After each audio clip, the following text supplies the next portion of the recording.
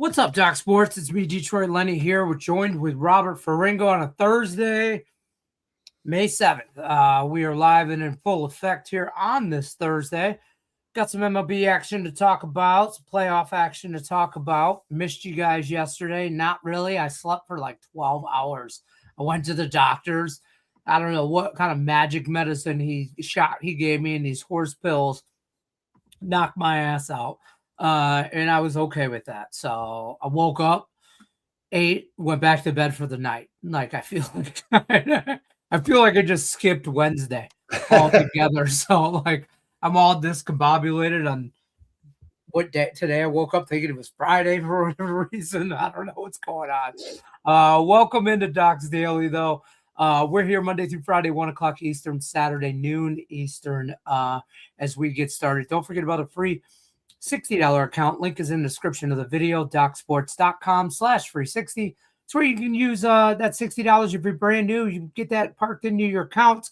It's profit guaranteed. You use that on any handicapper you want over at the website. Any plays you want, use it on a prop pass or week pass, day pass, season pass. You can put that 60 towards whatever you want. You do you, Pikachu, with that $60. So we're back in action. Robert Faringo, how are we feeling on a Thursday? Like you, I'm still struggling a little bit through my herniated disc in my back. Any of you people out there, drop a line in the comments if you've ever had to deal with something similar. It is not fun. It's one of the worst things I've ever had to deal with. Rafael Esparza, like we are injury riddled at Doc Sports right now. I'm telling you, man, we are half our team is on the IL. Dude, he has 2 herniated discs. I'm not violating any HIPAA laws here. Like he has 2 herniated discs. He's having surgery this month. Mine doesn't need surgery. They decided that wasn't the best course of action, but it still hurts like a bee.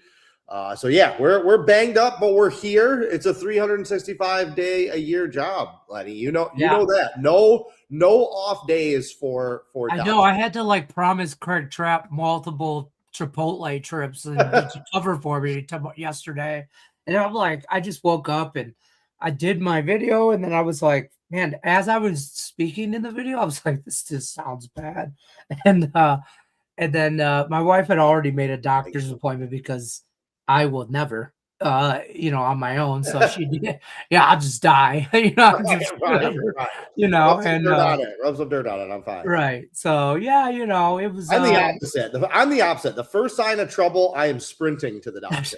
I'm like, am I good? Am I clear? Just give me medicine. Like this sucks. I don't try and tough. I was working off some Dayquil and some NyQuil. I mean, that's all I need, And then I would switch to Theraflu. I do like the Theraflu tea. I got a home cold remedy, and it won't get into sports. You get a hot cup of tea, and you drop a Hall's honey cough drop in your hot tea. Okay. And then it'll give you that honey that you're craving with the tea. And then if you don't like the cough drop, it ain't that bad because it's in a glass of tea. And sip your tea. Lenny's a tea drinker. I like tea. It's weird. I don't know why. When I don't feel good, listen, a lot of people like tea. It's one of the most popular drinks on the planet. I know, but I'm like a Theraflu guy. Like I like the hot liquid Theraflu, and then drop a cough drop in there, and then let that. Weird time of year.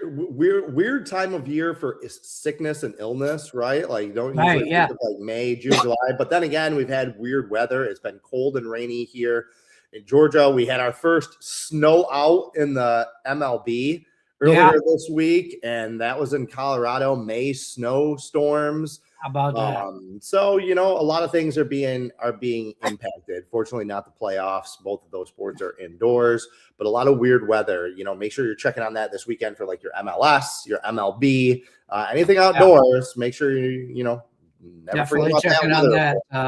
In fact, that Mets Rockies game is the makeup, I think, from the snowed out game. They did play yesterday, and the Mets won again.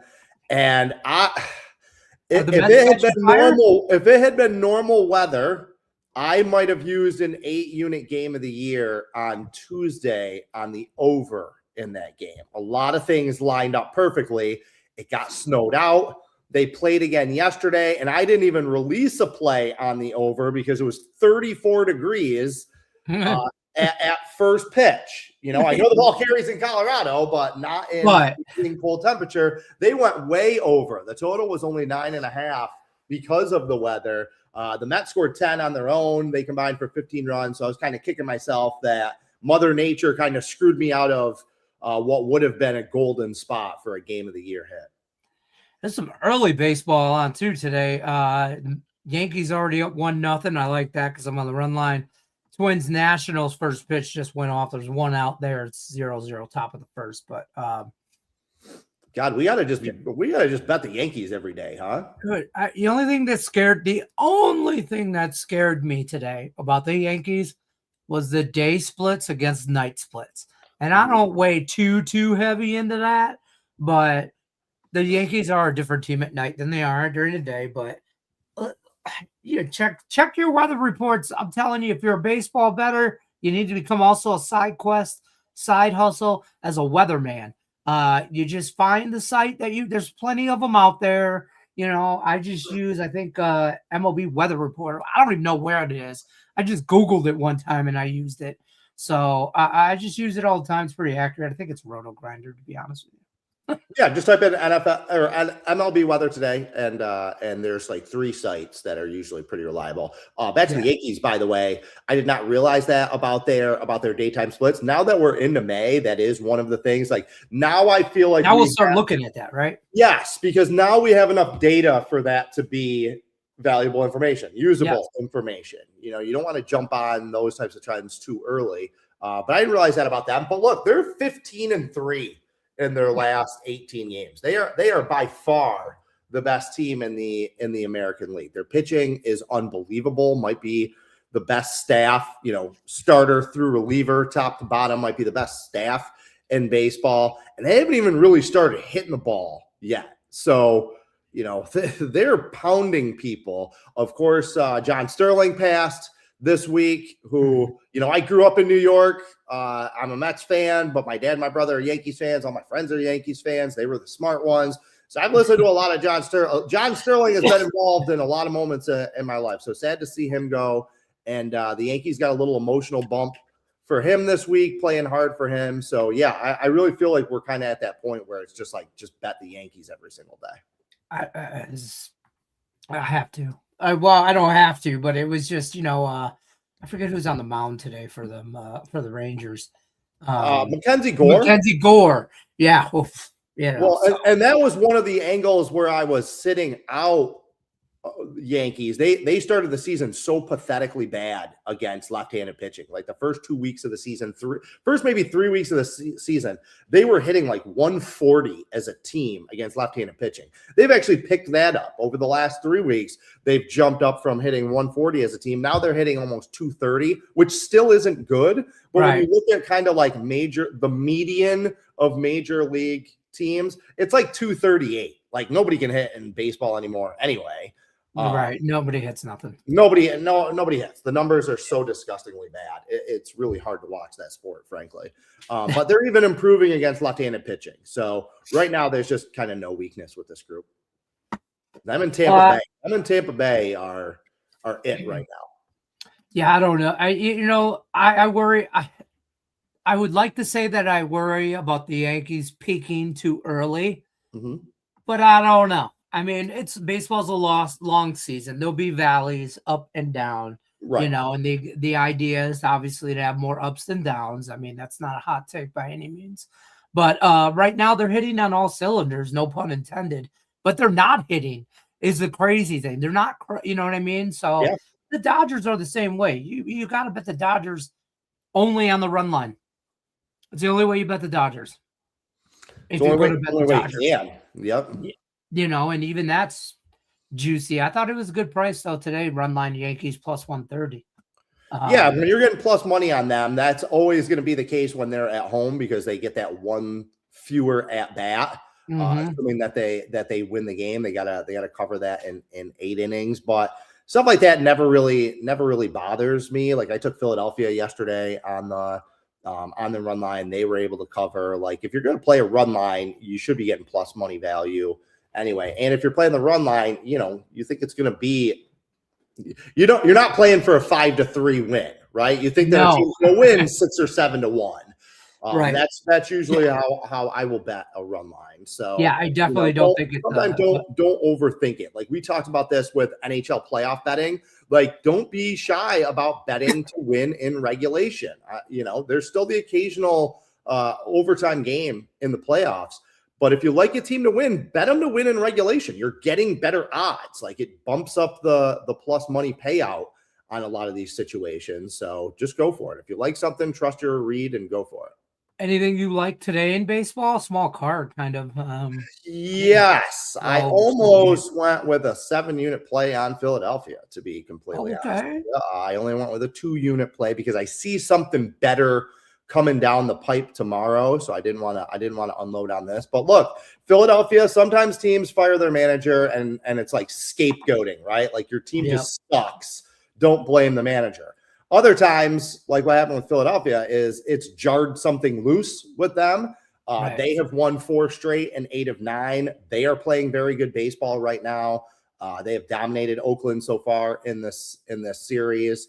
JT Ginn, the kid who's on the mound for the A's, I'm not scared of him at all. He's got some good numbers, but the way that Philadelphia is hitting the ball right now, I don't see him being a stopper against their momentum. So I definitely like Philadelphia. I was also looking at the total in that Baltimore-Miami game. I like the over in that. We have a favorable pitching matchup, favorable umpire, good, weather is fine, or not a factor, I guess I would say. Right. And both of these teams have been hitting the ball and scoring. Like they scored 11 yesterday. They scored 16 in the first game of the series. And Baltimore, like they've been boom or bust. Like all of their games, their last 7 games, someone has either allowed 9 runs or scored 9 runs. So the pitching staff's getting beaten up and they're beating up other people's pitching staff. So I kind of like the over in that game too. That's fair. I stayed away from that game. I don't know. I just didn't. I didn't like a whole lot. Where's your nerfies? God. I would say, okay, so I'm on the Yurfie, which is losing. Right? I'm on a Yurfie in the, we're not out of this damn thing yet. Twins Nationals. Man on first, 1 out, bottom of the first. But this is exactly where I said in my head where I was going to score was the Nationals were going to score in the bottom of the first because Simeon Woods Richardson is on the mound for the Twins. Mm-hmm. And I believe, I think that's where I went with the nerfy. Washington has been. I've said this before. Washington's kind of fun bad. Like they're not a good team. Fun bad. Yeah. But they score a lot of runs. They're 4th in the majors in runs scored. They have a top 10 offense, top 5 scoring offense. They're also number 28 in the majors, so they're 3rd worst in team ERA. So they score a lot of runs. They give up a lot of runs, and their games are kind of high wire acts. And look, the first 2 games of the series were perfect encapsulations of that. They lost the first game of the series 11-3. They got bombed, but then they came back. Miles Mikolas. I mean, as long as somebody keeps trotting him out every 5th day, that's an overweight to happen. But they won yesterday 15-2. So 11-3, 15-2. That's kind of the Nationals experience so far this year. They're nuts. I also like the Pirates Arizona nerfy, and my favorite nerfy, the Rays Red Sox. I like that nerfy. Okay, it was a little juicy, about -130, but Griffin Jack on the mound, Tampa Bay, and Juan Bennett or whatever his name is for Red Sox, Jake Bennett. I kind of kicking myself for not going back to the well with Tampa Bay. Again, very quietly, they have been one of the best teams in baseball. They are 12-1 in their last 13 games. Yep. And even when they're favored, they're not a big favorite. They're not like favorite. We were talking about with the Yankees and the Dodgers, where you kind of have to play them on the run line type of thing. They're usually in that -125, -130 kind of favorite range, like that juicy little favorite spot. And they're underdogs today. They've won 6 straight. I don't feel like Boston has done anything to kind of justify the price in this game. In fact, that's kind of why I kind of let that scare me off. That they just swept Detroit, but beyond that, they just haven't been very good to start the season. So I think the wrong team is favored. I think we should just ride Tampa Bay until I agree. Tampa Bay is one of those teams. I feel like Tampa Bay is always underlooked because of the division that they're in with the Yankees and the Blue Jays and the Red Sox and all these big market, high profile teams. And, someone like Baltimore and Tampa Bay are just thrown in that division as extra to fill it. And to be honest with you, Tampa Bay's, they're only half a game. I'm looking at the standings right now. They're only half a game behind the Yankees. And the Yankees, we've just talked about how great they're playing. And the Rays are right behind them. I'm not going to take the time to look it up, but I'd be willing to wager with someone. I bet you that if you went back over the last 10 years of baseball betting, I'd be willing to bet that Tampa Bay is the most profitable team in the majors. I would bet that they're the top five, one of the top five. From that period in the 2010s when they actually got good, from that period until now, I don't think there's been a better bet in baseball over a 10 or 15 year span because of exactly what you're saying. They just get overshadowed by those larger markets, and all they do is win. Like I said today, they're underdogs. They're 12-1 in their last 13. They've won 16 straight, and you're getting plus money on them today. Why? Because they're playing the Red Sox. That's it. No other reason. They're better than Boston. And everybody just sees that the Red Sox just swept the Tigers, and I won't take anything away from the Red Sox, but the Tigers just imploded in front of our eyes in the last 3 days. The Scooble news had to have hit in the clubhouse too. Well, it's just it's the gods. It's the sports betting gods. You can't have nice things, Detroit. You can't have two. You cannot have two. It's just like when the Lions made the playoffs, the Tigers exited out quickly. Right. When the Pistons came back against the Orlando Magic, Scooble's hurt. There was a meme, or not a meme, but a picture the Tigers posted and reposted on Twitter where it was like when they signed Framer Valdez, it was like their top five, their starting rotation. And then it was listed injured, suspended, injured, can't get out of the second inning. And that was Jack Flaherty, by the way. And that's just how it goes. No Reese Olson, no Tarek Skubal. Framer Valdez is a freaking head case. Always has. Jack Flaherty. Yeah, right. So when he's on, he's on. You pay for what you get, I think he'll be really good in his next start. He's definitely a guy that I'm totally be on him the next. Yeah, 1,000%. Like he's a guy that'll be a golden bounce back. So look, you perfect transition there. It's almost like he's a professional, folks. So the Pistons, you brought him up. Well, what's your vibe tonight? Under. Somebody mentioned this in the comment section too. Cavs game under. Yeah. I'm just gonna keep riding as long as it's over 215. I'll keep betting the under. I won't bet. I have not bet the Pistons today because I do think this is a grind out series and it's gonna go back and forth. Could be a zigzag, tick for tat type situation, but I see the same game as game one. I don't know who's on top. I won't say. I hope my Pistons are on top, but I think it's the same game either way. So if you want to take the Cavs, I would take the money line. If you want to bet the Cavs, I wouldn't even fuck with the points, to be honest with you. Excuse my French, but I wouldn't. But on the other hand, I don't want to be that guy, but man, my Pistons might have caught a little groove, might have caught a little something, and you can resort back. History repeats itself.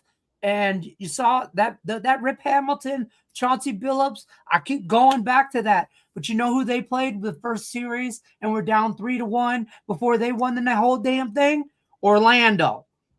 History repeats itself. So, Yeah, they have won. Bring on the Lakers. They've won 4 straight games. So it's like, I kind of agree with you that they've kind of caught fire. They're kind of getting hot at the right time. And it feels like people are a little hesitant to jump back on the bandwagon with them because they did fall behind 3-1. But look, they've won 4 straight. They've covered 3 of those 4 games. 3 of the 4 wins have been by double digits.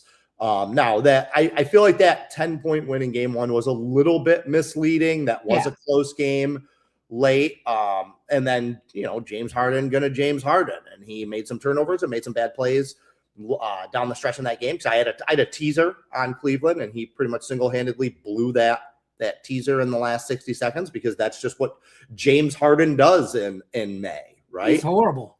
Yeah, he just. I think he's mentally weak, and in the NBA, they're on the court back and forth. Not a lot of stoppage. Those dudes are in each other's ear, and there's not nice things being said.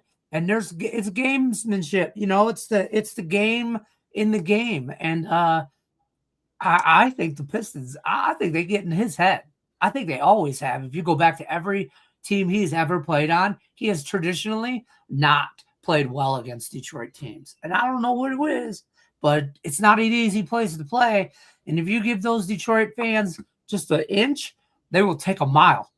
Okay, they will take a mile and run with it. So I'm on the under. We've seen players like him throughout the NBA's history that are just really, really good on one side of the ball. Yes. Don't play any defense. All they can do is score, and they don't do well in the playoffs. Your Carmelo Anthony's, your Tracy McGrady's, your Vince Carter's. Like, there's just history is littered with guys. I mean, and again, like the Lakers are going to find this out with Luka Doncic. He had his one run to the finals with Dallas where the stars aligned. I'll be surprised if he ever goes back to the finals, because players like that just don't perform well and aren't good bets in playoff basketball. You have to play both ends of the court. You have to rebound. You have to defend. You have to do those little things, because the margins are so slim. And, you mentioned the zigzag, and that's what I'm kind of curious about, right? Like both games yesterday, both game twos went wildly in the opposite direction of game one. Zigzag theory lives. Are we going to see that? Because, the Laker, again, that Cleveland game was close. That was a tie game with 5 minutes left in game one. And even that Lakers game, like, I never felt like they were kind of out of it. That was like a 7-8 point game until the fourth quarter, when Oklahoma City made some shots. Like, because I had Oklahoma City minus 15.5. I wasn't feeling good about that. But I felt like I stole. I remember, yeah. I felt like I stole one that day, winning that bet. So are the Lakers going to win tonight? No, they've now lost like 5 straight to Oklahoma City by an average of like 29 points a game. I'm going to keep laying the points. I'm just going to keep doing it with Oklahoma City against. Okay. I'm just going to keep doing it. I just can't. I don't see them winning one game. Yeah, no, I agree with you, but I don't think they win. I think they get swept. I don't see them winning a game, but I can see them covering one or two of these. I mean, I think they're going to be 11-point home underdogs when they go back to Los Angeles, especially if they don't cover tonight. Let's say they lose by 21 points tonight. They're going to be double-digit home underdogs in Los Angeles. That's you just don't That's see just that. Ridiculous. It is say out loud. It is, right? Like in the second round of the playoffs, it's just nuts. I'm still kicking myself because I wanted to go big on San Antonio in game one. Okay. I didn't think Anthony Edwards was coming back. I wanted to go big. I woke up that morning and decided to go big on the under instead. Still use San Antonio. But after they didn't cover game two, again, I should have dropped the hammer yesterday. 100%. Yesterday, I love the Spurs. And I like the Knicks too, because I just don't know. I think Detroit and the Knicks are just destined on a collision course here. They're just destined to be. They don't, and it is what it is. And I hope we freaking die. Well, again, I went with Philadelphia yesterday. Went kind of against the grain. I was just kind of selling high on the Knicks. They won those 3 games by an average of 33 points, largest margin of victory for 3 straight playoff games in NBA history. Like, you just kind of got to know when to sell high sometimes, right? Also, absolutely. We've talked about a few of these things that happen, how they ripple through the clubhouse or through the locker room. Nick Nurse, the head coach for Philadelphia, he went to a funeral. His dad died a couple days ago. So I just had a feeling that like his guys were gonna give him a little bit extra yesterday. And they did. I also, as soon as you saw Joel Embiid go out for that game, that made me like them even more. Not having Embiid made me like them even more. So I smell the OKC injury. They're already dealing with it. Jalen Williams is out. They already don't have arguably their second best player, and it just doesn't matter. They're just that much better than everyone. And as we go along in this, the more I see, like I hope we get that Spurs Oklahoma City showdown. Oh, I think that's going to be great.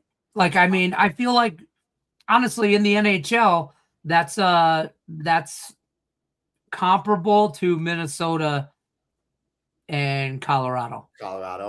Yeah. In the West, whoever wins that series wins the Stanley Cup, in my opinion. Yes. Whoever wins that series between OKC and the Spurs win the NBA championship. Well, where I'm going with it is that the more I'm seeing this, the more I think Oklahoma City is going to smash San Antonio. San Antonio is really, really good, but you can see the youth. You can just see. You can see they just first time here. Nobody wins. I don't know what I do with my hands. Nobody wins it, right? Nobody wins it on their first run. That first run that you go on, young team, nobody wins it that first time. Go back over the last 40 or 50 years of the NBA. Who is the young ascending team that won a title in their first, in their first go round, in their first real playoff? Look at the GOAT, Michael Jordan. He is on his documentary thing, whatever he did, he said, I had to cut my teeth. The Pistons made me tougher, knew what I had to do. We got in the playoffs. We got that far. Next year, we got that far. And then we knew every year, okay, we need to do this, that, and whatever. Right. And then boom. Once that, they got to cut your teeth. You got to learn a lot in those early years. Jack says, I'd pay extra money if they would allow me hear imagine if everybody was mic'd up on NBA court. Oh, sure. All you would hear was beep, beep, beep, beep, beep, beep, beep. That's all you would hear.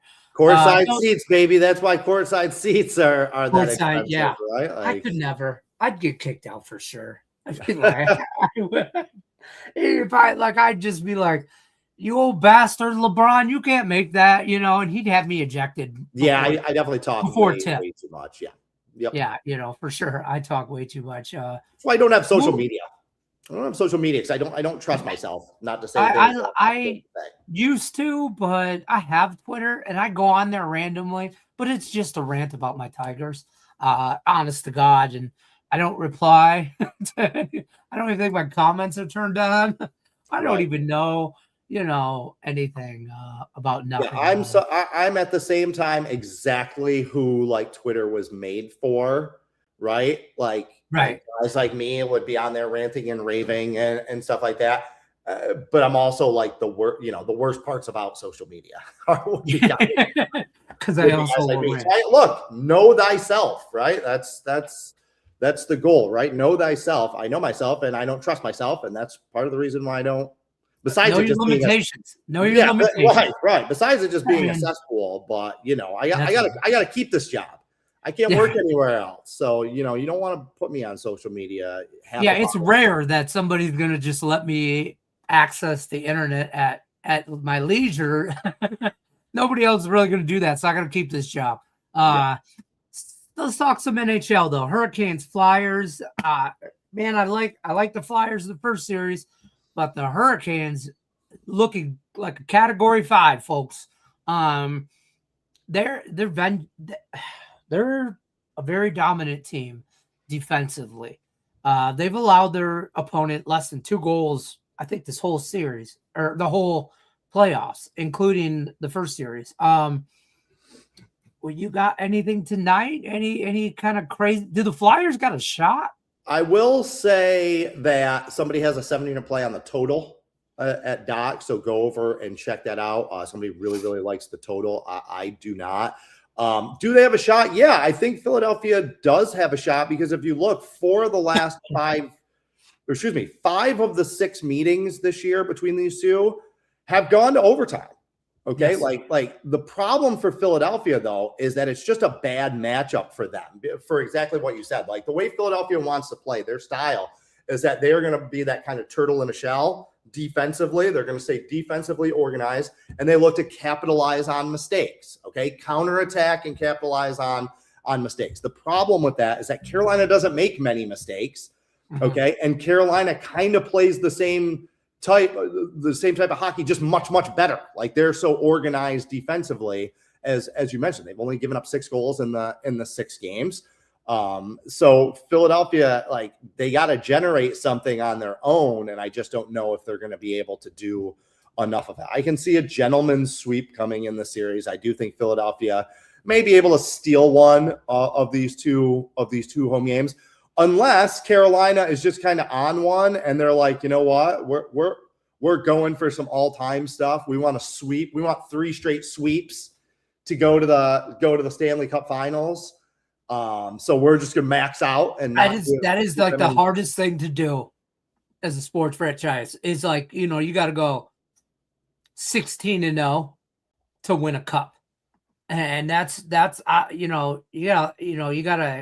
don't think it'll happen, because I do think Montreal and Buffalo are good enough to get them. Buffalo can beat Carolina in a 7-game series. I'm not saying they're going to. I'm not saying they're going to. But yes. They can. Right. Yeah, like they are good enough. Where Philadelphia, you knew that they had no chance of winning the series. It was a question of, are they going to win a game? Are they going to win a couple of games? Are they going to make it interesting, type of thing? But Buffalo and Montreal are both good enough to play with Carolina. Buffalo can beat Carolina if that's the matchup we get. But I'm not playing much in the NHL right now. I don't love betting. The deeper we go into the playoffs, the less the value is, because, again, like, you look at this number today, you got to lay 160 on the road. No thanks. I'm not going to play a puck line in a game between 2 teams that have gone to overtime 5 of the last 6 times that they met. That waters down the win in regulation, like I was talking about before. So no, I think there's better options tomorrow. I wanted to play the draw, but I worry if Philly's going to get one, this is the one. Sure. So what my thought process in it is, game 1, Flyers did not shoot the puck. It was one of the most talked about things after that game, that they have to put more pucks on net, period, right? Look for more rebounds and stuff like that. Game 2, they did that. It still didn't work out, but whatever. But I went at Frederik Andersen's over 21.5 saves. Okay. He's pretty much hit damn near close to this number, if not over, in most of the games. Okay. Except for that game 1, they had 19 shots on net, which is why they wanted to shoot the puck more. They're going to have to, even if Philly loses this game, they have to put the puck on net 25 plus times. They have to. So my goal is my thought process is, these 2 teams, this game's going to end up lower scoring. That 5.5, it worries, because if Philly breaks out, maybe that touches over, whatever. But over 21.5 saves, I got it at $1.25, minus $1.25. So I just took that, and that's my only play in that game. If Philly gets up early, then I might live bet some stuff. But I don't know. Like, I gotta watch that game. I don't know. Because Carolina might just curb stomp them. They might come out with their OKC jerseys on underneath those Hurricanes jerseys. But I don't know. But I went with a prop. That's the only way I went. I'm a big believer that the deeper we go in the NHL playoffs, the less home ice matters. I would love to see some numbers and some statistics on that over the last 10 years, but I just don't feel like home ice matters as much to a team like to Carolina. They're not going to get rattled going into Philadelphia. To win on the 3-way line tonight is minus 102, minus 105, right around even money. So if you like Carolina, that's probably the way to play it. If you like Philadelphia, and if you do think that this is a game that they can get, the draw is paying out plus 310, and Philadelphia in regulation is paying out at plus 225. So right, you bet those two. You bet those two, and you kind of hold on and hope for. Hold on, yeah, right. I mean, I don't hate it at all. I that game, that series is going to be really good. I think the Hurricanes are Once they lose a game, though, they might lose a couple. Okay. And they always say in the Stanley Cup playoffs, it's kind of like first one to win on home ice or on the road wins. Mm-hmm. And we'll see if the Hurricanes can pull this off. They were I don't say just as good on the road. They had 24 wins on the road. They had 29 in regular season. They were 24-12-5 on the road this year. That's pretty damn good. So I'm not really worried about home ice here. But like, if this is the game the Flyers have to win, I know it's a have to must win. Doesn't mean they will win. So that's fair. I mean, even like that puck line, you can't even play that puck line. No. So that's why I'm saying if you like Philly in regulation, play the three-way. Yeah, play the in regulation and the draw, because that puck line's minus 190. But if you bet 100 on them going to overtime and on Philadelphia, the payout's better than if you bet $200 on the puck line. And Daniel, thank you. Yes, 10 straight winning days in the NBA. I think it's 20-5 now. Nice. Something like that. 20-5 plus 5,700, somewhere around that. I think I'm going to have an 8-unit play tomorrow, Daniel. Okay. So I passed today. I'm just kind of holding back because I see something I like tomorrow. And, like I said, I'm going to lose at some point. Like I said, right. You have 10 straight winning days. You're picking 80%. There's only one direction to go from there. I'm just hoping I can stave it off for a couple more days this weekend and see what we can do. Yeah, over Marlins, Daniel. I talked about that earlier. That was one of my plays. That Baltimore Miami over, and Philly on the run line. Sorry, my brain just stopped working there for a little bit. That's fair. I need some sleep, man. I need hear sleep. You. We're gonna wrap it up on out of here and bounce on out of here. Anything you got to plug before we leave? No, slow day today. I will have, again, I was going to have a 7-unit baseball play today, but I see a better opportunity tomorrow. So I'll have a 7-unit play tomorrow, along with that 8-unit NBA play. I see a big potential soccer situation for Saturday. So no, nothing big today. Just grinding, man. Just grinding. But a lot coming down the chute for this weekend.